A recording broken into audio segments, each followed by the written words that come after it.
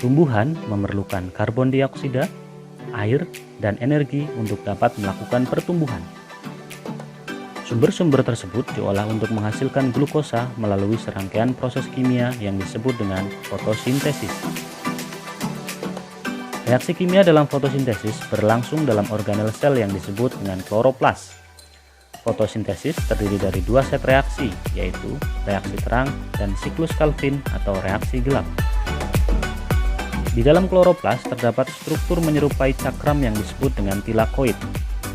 Tilakoid dikelilingi oleh ruang berisi cairan yang disebut dengan stroma. Pada tilakoid terjadi reaksi terang, sedangkan pada stroma terjadi siklus Calvin. Membran tilakoid memiliki sepasang fotosistem, disebut dengan fotosistem 1 dan fotosistem 2 yang bekerja sama untuk menghasilkan energi dalam bentuk ATP. ATP inilah yang akan digunakan dalam siklus Calvin untuk menghasilkan gula. Untuk memudahkan kita memahami kerja fotosistem, kita perhatikan dulu reaksi yang terjadi pada fotosistem 2. Saat fotosistem 2 terpapar cahaya matahari, elektron berenergi dilewatkan dari pusat reaksi fotosistem 2 ke rantai transport elektron. Elektron yang hilang oleh fotosistem 2 digantikan oleh proses fotolisis yang melibatkan molekul air, sehingga menghasilkan elektron bebas dan gas oksigen.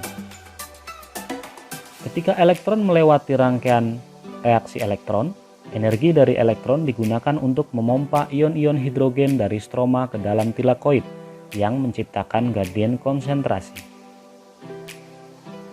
Gradien ini memberi kekuatan pada protein yang disebut ATP sintase untuk memfosforilasi ADP menjadi ATP.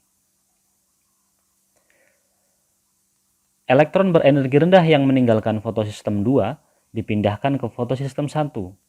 Dalam fotosistem 1, elektron berenergi rendah kembali ditingkatkan energinya oleh cahaya matahari. Elektron berenergi dilewatkan melalui rantai transport elektron di mana mereka digunakan untuk mereduksi NADP+ menjadi NADPH. Dengan demikian, rangkaian reaksi terang ini menghasilkan molekul NADPH dan ATP yang akan digunakan dalam siklus Calvin untuk menghasilkan gula.